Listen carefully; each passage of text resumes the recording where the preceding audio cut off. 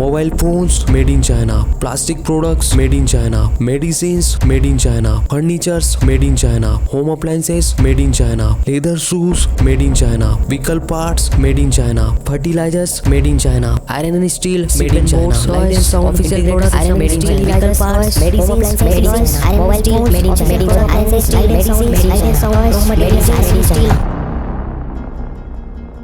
5.5 inch के mobile से लेकर 52 इंच के टीवी जो तुम्हारे घर में है वो मेड इन चाइना है। जिस फ्रिज से बोतल निकाल कर तुम ठंडा पानी पीते हो वो फ्रिज मेड इन चाइना है। तुम्हारे बाइक के ऑटो पार्ट्स, तुम्हारी महंगी कार, तुम्हारे बचपन की डॉल, तुम्हारे ग्राइंडर का जार सब मेड इन चाइना है। इंडिया में जितने मेड इन इंडिया प्रोडक्ट नहीं बिकते हैं उससे कई गुना ज्यादा चाइनीज प्रोडक्ट बिकते हैं। त्योहार तुम्हारे होते हैं लेकिन दिवाली चाइनीज कंपनी मनाती है तुम्हें 10-12 हजार करोड़ रुपए के फेस्टिवल प्रोडक्ट बेचकर। भगवान तुम्हारे होते हैं, पूजा तुम करते हो लेकिन वो बन के चाइना से आते हैं। तुम्हारे सिंथेटिक कपड़े, तुम्हारे लेदर के शूज, तुम्हारी डिजिटल वॉच सब मेड इन चाइना है। जिन स्टार्टअप्स का नाम लेकर तुम प्राउड फील करते हो कि वो इंडियन स्टार्टअप है, उनके फाउंडर इंडियंस है, लेकिन तुम्हें ये नहीं पता है कि उन स्टार्टअप्स में मैक्सिमम इन्वेस्टमेंट चाइनीज कंपनीज ने कर रखी है। Ola, Oyo, Byju's, Paytm, BigBasket, Swiggy, Zomato समेत 91 इंडियन स्टार्टअप्स में चाइनीज कंपनीज ने फंडिंग कर रखी है। आज बाजार में जितने भी प्रोडक्ट मिल रहे हैं या तो वो मेड इन चाइना है या फिर उसका रॉ मटेरियल चाइना से बनकर आया है। पर ऐसा क्यों हो रहा है कि हम रहते तो इंडिया में है लेकिन मोस्ट ऑफ द प्रोडक्ट जो हम यूज करते हैं वो मेड इन चाइना है।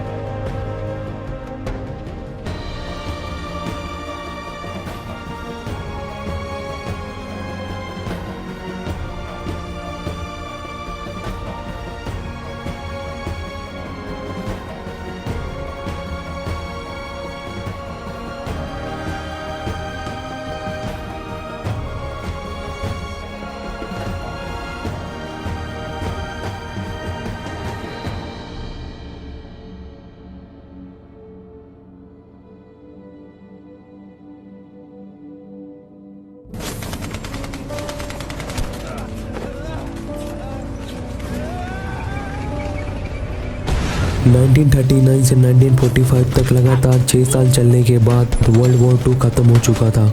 8 करोड़ से ज्यादा लोग मर चुके थे, बिजनेसेस सारे बंद हो चुके थे, ग्लोबल इकोनॉमी ठप हो चुकी थी। ये सब चीजों को देखते हुए सारी कंट्रीज ने मिलकर एक डिसीजन लिया और ग्लोबल इकोनॉमी को बूस्ट करने के लिए वर्ल्ड ट्रेड ऑर्गेनाइजेशन का गठन किया। WTO में 164 कंट्री रजिस्टर्ड हुई जिसमें से एक कंट्री इंडिया भी थी। WTO के मेंबर बन जाने से ट्रेड करना बहुत आसान हो जाता है, रेस्ट्रिक्शन कम हो जाते हैं और ट्रेड करने के लिए एक बहुत बड़ी मार्केट मिल जाती है। जो कंट्री WTO की मेंबर होती है वो किसी भी कंट्री के साथ ट्रेडिंग कर सकती है जो WTO में रजिस्टर्ड है। हालांकि WTO के पहले भी कई सारे ट्रेड ऑर्गेनाइजेशन थे जो ग्लोबल ट्रेड को मैनेज करते थे लेकिन वो इतने सक्सेसफुल नहीं थे और जल्दी ही बंद हो गए। कोई भी कंट्री ट्रेडिंग इसलिए करती है क्योंकि वो अपने सिटीजन की लाइफ को बेटर बनाना चाहती है, अपने सिटीजन को हर वो चीज प्रोवाइड करना चाहती है जो उसके खुद की कंट्री में नहीं मिलती हो। जैसे भारत में पहले कंप्यूटर्स नहीं बनते थे तो हमने चाइना से इंपोर्ट करना चालू किया। हमारे यहाँ क्रूड ऑयल ज्यादा मात्रा में नहीं पाया जाता था इसलिए हमने सऊदी अरेबिया से इंपोर्ट करना चालू किया। ऐसे ही हमने अलग अलग कंट्री से अलग अलग प्रोडक्ट इंपोर्ट करना चालू किए और आज हम 7,500 से भी ज्यादा प्रोडक्ट इंडिया में इंपोर्ट करते हैं। और पर्टिकुलरली चाइना की बात की जाए तो चाइना से हम electronic goods, home appliances, machines, medicine, toy समेत 5,500 से भी ज्यादा प्रोडक्ट्स इंडिया में इंपोर्ट करते हैं। हमने आज तक चाइना से जो प्रोडक्ट इंपोर्ट किए हैं वो हमने हमारे सिटीजन की लाइफ को बेटर बनाने के लिए किए हैं। चाहे वो मोबाइल फोन हो, टीवी हो, कंप्यूटर हो या कोई मशीनरी चीज हो, सभी चाइनीज प्रोडक्ट ने हमारी लाइफ में कुछ ना कुछ वैल्यू ऐड जरूर करी है। लेकिन अचानक ऐसा क्या हुआ कि पूरे देश में एकदम से बॉयकॉट चाइनीज प्रोडक्ट की आवाज उठने लगी।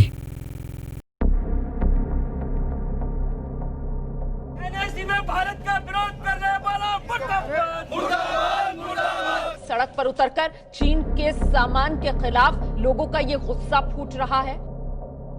पहली बार ये आवाज तब उठी थी जब 2016 में भारत न्यूक्लियर सप्लायर ग्रुप की सदस्यता के लिए आवेदन दे रहा था, लेकिन चाइना नहीं चाहता था कि भारत न्यूक्लियर सप्लायर ग्रुप का सदस्य बने। इसके लिए उसने बहुत अड़ंगे लगाने की कोशिश करी। इससे नाराज होकर भारतीय नागरिकों ने रोड पर उतरकर बायकॉट चाइनीज प्रोडक्ट की आवाज उठानी चालू करी। जगह जगह बायकॉट चाइनीज प्रोडक्ट के नारे लगने लगे, सड़कों पर बॉयकॉट चाइनीज प्रोडक्ट के पोस्टर लगा दिए गए, चाइनीज गवर्नमेंट के पुतले फूके गए। ये आवाज थमी ही नहीं थी कि दूसरा केस मेरे सामने आ गया। 2016 में जब उरी अटैक हुआ जिसमें हमारे 23 जवान शहीद हो गए थे, सबको पता था ये पाकिस्तान की करतूत है, लेकिन इसके बावजूद भी चाइना पाकिस्तान के सपोर्ट में खड़ा था, पाकिस्तान की मदद कर रहा था। इस बात से नाराज होकर फिर एक बार हमारी कंट्री में बॉयकॉट चाइनीज प्रोडक्ट की आवाज उठने लगी। और फिर अभी 2020 में जब चाइनीज सैनिक अपनी गाड़ियों के साथ भारतीय सीमा में घुस आए और भारतीय जवानों के साथ झड़प करने लगे जिसमें हमारे कई जवान शहीद हो गए, तभी सोशल एक्टिविस्ट सोनम वांगचुक ने एक वीडियो बनाकर सोशल मीडिया पर बॉयकॉट चाइनीज प्रोडक्ट की एक मुहिम छेड़ दी, जिससे हर सोशल प्लेटफॉर्म पर बॉयकॉट चाइनीज प्रोडक्ट ट्रेंड करने लगा। पर सवाल ये है कि चाइनीज प्रोडक्ट को बॉयकॉट कर देने से क्या वाकई में चाइना को नुकसान होगा? क्या चाइनीज ऐप को अनइंस्टॉल कर देने से वाकई में चाइनीज कंपनी को लॉस होगा, या फिर चाइनीज प्रोडक्ट को बैन कर देने से हमारे ही सिटीजन को नुकसान होगा?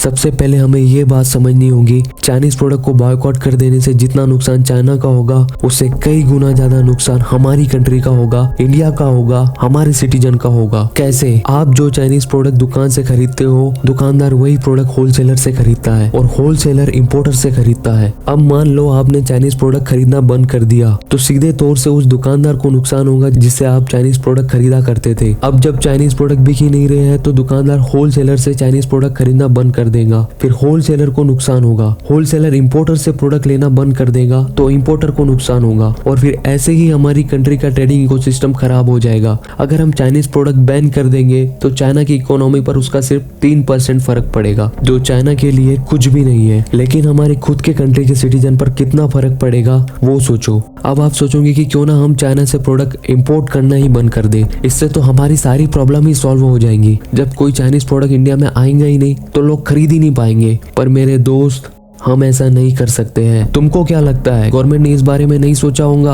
अगर गवर्नमेंट चाहे तो एक ही झटके में पूरा चाइनीज इंपोर्ट बैन कर सकती है, पर वो ऐसा इसलिए नहीं कर सकती है क्योंकि हम WTO के मेंबर है, और WTO के अकॉर्डिंग हम ऐसे किसी कंट्री को बैन नहीं कर सकते हैं। WTO की भी पॉलिसीज होती है, लॉस होते हैं, रूल्स एंड रेगुलेशंस होते हैं, जिसे हर कंट्री को फॉलो करना होता है। अगर हम ऐसा नहीं करेंगे तो WTO इंडिया की मेंबरशिप कैंसिल कर देगा, जिससे हमारा पूरा ट्रेड सिस्टम खराब हो जाएगा। हम इंपोर्ट तो कर पाएंगे लेकिन एक्सपोर्ट नहीं कर पाएंगे, और अगर ऐसा हो गया तो हमारी GDP को 31.4% का नुकसान होगा, जो कि बहुत बहुत बहुत खतरनाक है। चलो थोड़ी देर के लिए हम WTO, गवर्नमेंट, GDP ये सब चीजों को भूल जाते हैं और इसी चीज को एक दूसरे नजरिए से देखते हैं। मान लो चाइनीज मोबाइल कंपनी को हमने बैन कर दिया और तुम्हें एक नया मोबाइल खरीदना है। तुम मुझे बताओ, इस वक्त तुम्हारे दिमाग में कोई इंडियन फोन कंपनी है जिसका फोन तुम खरीदोगे? नहीं है ना। सोचो, तुम्हारा ड्रीम है एक्टर बनना, लेकिन तुम्हारे फिल्म इंडस्ट्री में कोई कॉन्टेक्ट नहीं है, ना ही तुम्हारे पास इतने पैसे है कि तुम अपना टैलेंट लोगों तक पहुंचा पाओ। फिर एक दिन तुमने चाइनीज ऐप इंस्टॉल करी और उस पर अपना टैलेंट शोकेस करना चालू करा, और फिर उस ऐप ने तुम्हारी जिंदगी ही बदल दी। तुम्हें काम मिलने लग गया, तुम्हारी फैन फॉलोइंग बढ़ गई, तुम्हें ब्रांड डील्स मिलने लग गई। एक चाइनीज ऐप ने तुम्हारी पूरी जिंदगी ही बदल दी। अब तुम मुझे ये बताओ, तुम्हारे दिमाग में इस वक्त कोई इंडियन ऐप है जिससे तुम रातों रात स्टार बन जाओगे? नहीं है ना। इंडिया का फार्मा सेक्टर चाइना पर 70% डिपेंडेंट है। अगर हम चाइना से दवाइयाँ लेना बंद कर देंगे तो आधे लोग तो सही दवाई ना मिल पाने के कारण मर जाएंगे। तुम्हें पता है हमारे देश के जवान जो बुलेट प्रूफ जैकेट पहनते हैं उसका रॉ मटेरियल कहाँ से आता है? जी हाँ, चाइना से आता है। अगर हम चाइना से जैकेट बनाने के लिए रॉ मटेरियल लेना बंद कर देंगे तो हम अपने जवानों के लिए बुलेट प्रूफ जैकेट नहीं बना पाएंगे। इस वक्त हमारे पास चाइनीज प्रोडक्ट यूज करने के अलावा कोई अल्टरनेटिव ऑप्शन नहीं है। सिर्फ मोबाइल के 4 ऐप अनइंस्टॉल कर देने से बॉयकॉट चाइनीज प्रोडक्ट नहीं हो जाता है।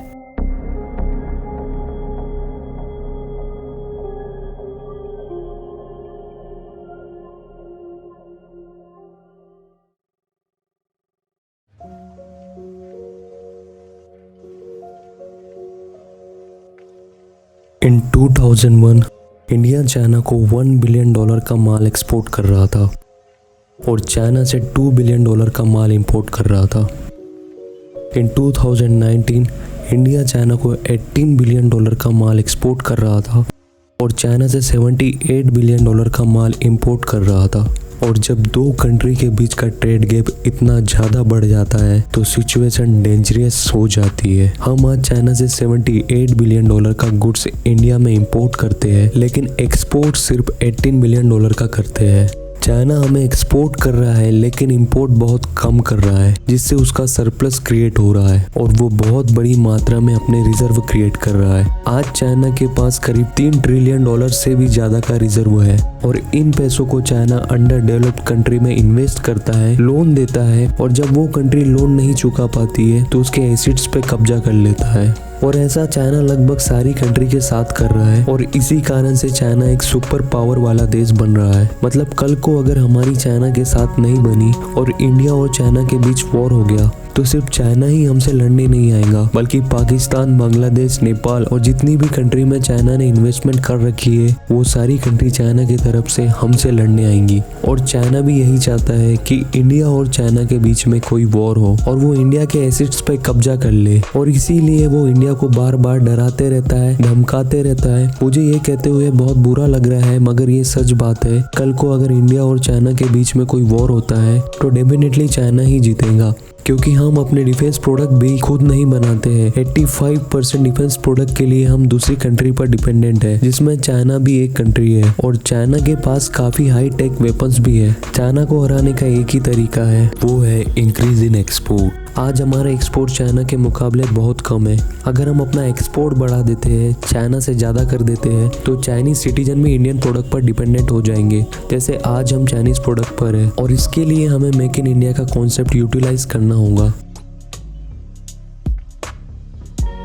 जब चाइना इतने सारे प्रोडक्ट बनाकर एक्सपोर्ट कर सकता है तो हम क्यों नहीं कर सकते हैं। हमारे पास इतने सारे इंजीनियर्स है, लेबर्स है, रिसोर्सेस है, फिर भी एक छोटे से खिलौने के लिए हम चाइना पर डिपेंडेंट है। जब हम अपने खुद के प्रोडक्ट बनाएंगे और इंपोर्ट से ज़्यादा एक्सपोर्ट करेंगे तो हमारी कंट्री का भी सरप्लस क्रिएट होगा। सरप्लस क्रिएट होगा तो रिजर्व में बहुत सारे पैसे जमा होंगे।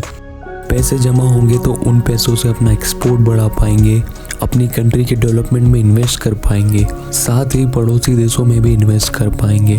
इससे दो चीज़ें होंगी, एक तो हमारा सरप्लस क्रिएट हो जाएगा और दूसरा अगर किसी कंट्री के साथ हमारा वॉर होता है तो वो सारी कंट्री हमारे साथ खड़ी होंगी जिन कंट्री में हमने इन्वेस्टमेंट कर रखी है। इंडिया भी एक सुपर पावर बन सकता है अगर हम अपना एक्सपोर्ट बढ़ाएं और दूसरी कंट्री पर डिपेंडेंसी कम कर दे। आज चाइना हमारे साथ ऐसा कर रहा है, कल को अमेरिका भी ऐसा कर सकता है, लेकिन अगर हम अपना एक्सपोर्ट इंपोर्ट से ज़्यादा कर देंगे तो वो सारी कंट्री हम पर डिपेंडेंट हो जाएंगी जिन कंट्री पर हम आज डिपेंडेंट है। और ऐसे ही हम दुनिया की सबसे पावरफुल कंट्री बन पाएंगे। और ये कोई 1-2 दिन में नहीं होने वाला है, 1-2 साल में नहीं होने वाला है, लेकिन इसकी शुरुआत आज से ही करनी पड़ेगी, अभी से ही करनी पड़ेगी।